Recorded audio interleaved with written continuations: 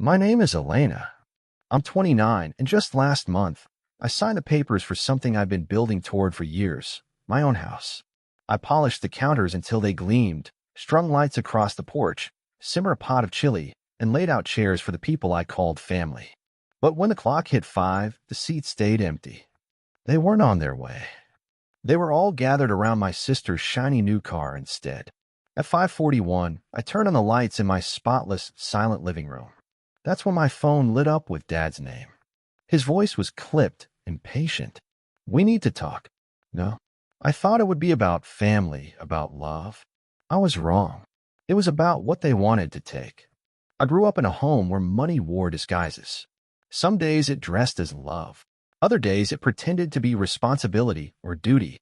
At 14, Dad demanded I pay rent, $100 a month out of my grocery store wages. He claimed it would teach me about the real world. Handing him that cash never felt like learning. It felt like paying a fine for existing. At 16, I asked where it all went. Mom said vaguely, into the family.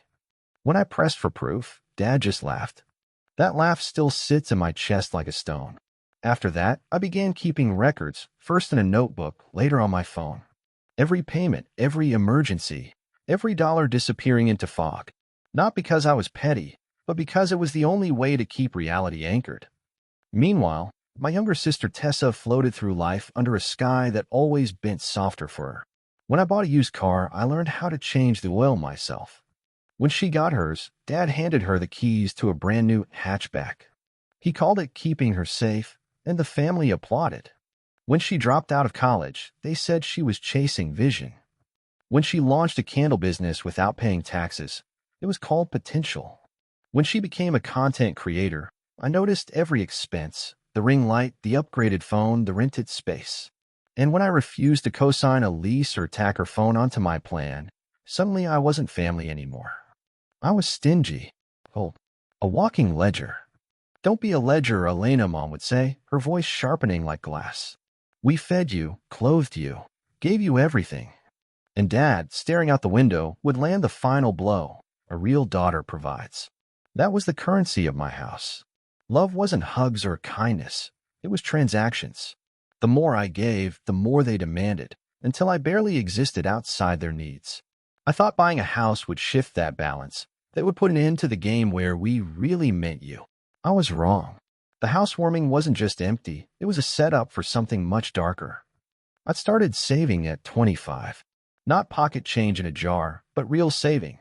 Double shifts, no vacations, splitting rent with roommates who never washed their dishes. I named my spreadsheet brick by brick. Each row was a tiny sacrifice. Skip takeout, save $40. Cancel a trip, save $300. Wear old shoes one more season, save $80. 4 years of trade-offs piled up into something solid. When I finally signed those closing papers, the word homeowner felt like freedom itself. The house wasn't perfect, but it was mine. A little craftsman with 2 bedrooms, a squeaky hallway, a fireplace with a crooked blue fish tile, a lemon tree out back that clicked in the breeze, a porch swing that seemed to promise peace if I ever stopped long enough to sit there. For the first time, the key turned in a lock that belonged to me. Not to roommates. Not to my parents. Not to Tessa. Just me. When I told my family, their smiles bent sideways. Mom said, "Make sure you've got a guest room for Tessa." Dad mused about adding a garage for his saw. Tessa immediately asked if she could film in my kitchen for better lighting. Still, I let myself celebrate.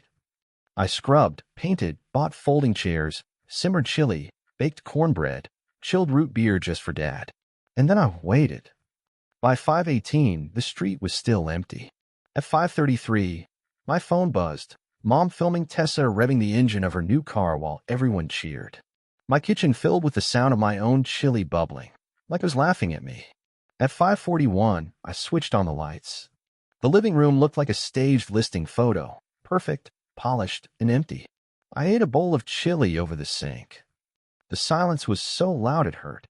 That night, under the creak of the porch swing and the soft thud of a lemon dropping from the tree, Dad called again. "We need to talk." I knew that tone. It wasn't about love. It was logistics. The next day, they showed up without warning, pulling into my driveway like raiders. Dad in his truck, Mom in her SUV, Tessa behind them in her shiny red car. I watched through the peephole, Mom rehearsing her scolding face, Tessa checking her hair, Dad clutching a clipboard. I opened the door before they rang. They swept in like they owned the place. No one noticed the crooked tile or the lemon tree. No one even asked how it felt to finally have something of my own. Dad spread papers across my counter. First item, he announced. Since your sister's insurance is unfair, we'll register her car at your address. She'll park here sometimes. No, I said. He blinked. Excuse me? No one registers anything here unless they actually live here. Mom's voice softened into syrup. She'll be here all the time. She needs stability. It's not about crime, I told them. It's about my name. Dad sighed like I was being childish. Then he flipped to the next page. We need to add your father to the deed. For estate reasons. To keep things clean if anything happens to you. No one goes on my deed, I said. I have a will. Signed and witnessed. This is mine. Mom's smile thinned into something sharp. We're protecting you. You don't understand how the world works. I understand perfectly, I said. Dad didn't miss a beat. Fine. Then refinance. Pull a little equity out, $80,000. We'll help manage it. Tessa needs a down payment for her storefront. And there it was. The reason they had skipped my housewarming. Not to celebrate me, but to strip mine what I'd built. I looked at my spotless counter, at the sink where I'd eaten alone, and suddenly I saw it clearly. They weren't family standing there. They were creditors who happened to share my last name. I told them no. Calm, steady, final. No deed.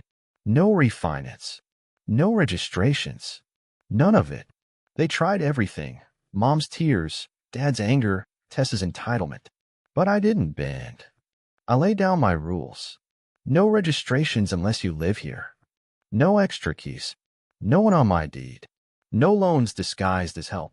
If Grandma needs medicine, I'll buy it myself. But this house is not your ATM. For once, I didn't fold. I locked the door behind them, and for the first time, I understood what it felt like to truly own something. My house, my boundaries, my life. Dad let out a harsh laugh, the kind that made a receipt sound dirty. Yep, I said evenly. A receipt. From now on, everything has one. Mom shook her head. You've changed. No, I said. I've moved. And this house moves with me. They didn't argue after that. They just left. Tessa revved her new car, so hard the windows rattled. The engine noise faded into the night, but the tremor in my chest stayed. I knew this wasn't closure. It was only the beginning of fallout. When the doors shut behind them, it felt final, heavy, like a verdict being read. I stood in the silence, heartbeat echoing in my teeth. Within the hour, the family group chat exploded. Mom, your behavior today was unacceptable. Dad, ungrateful. Tessa, my sister is sabotaging me, complete with DMV screenshots. Her friends piled on with laughing emojis. A stranger dropped a snake. I muted the chat, turned off my ringer. Then I did what I've always done. I got to work. I changed the lock codes, froze my credit, flagged my property records with the county. I called the dealership. Yes, someone had tried to use my address. No, it didn't go through. Paper trails keep reality real. Mom's voicemail swung like a pendulum, from scolding to pleading. If you love me, call me. Dad texted refinance calculators captioned, be reasonable. Tessa posted a line for her followers. Sometimes the people closest to you laugh when you drive. Drive anyway. But in the quiet of my house, I realized I wasn't really alone. One night, Grandma called. Are you eating? She asked. Yes, I told her. She chuckled softly. Good girl. Don't let your mother guilt you with your walls. That was her way of saying I love you. The following Sunday, while my parents held a family meeting without me, I lit the grill in my backyard. I made 2 burgers, one for me, one for the neighbor who had waved the day I moved in. She smiled when I handed it over. You're a good neighbor. That blessing felt more real than any ritual my parents ever offered. A week later, I hosted another housewarming. Not for them. For myself, for coworkers, basketball friends, the neighbor with the easy smile. We ate chili and cornbread. We laughed on the squeaky porch swing until the night settled soft around us. At 9:10, someone leaned back and said, "This place feels like you." And for the first time, I believed it. Because family isn't ownership. Boundaries aren't betrayal. Freedom sometimes sounds like a locked door and laughter echoing inside it. This house is mine. Finally, truly mine.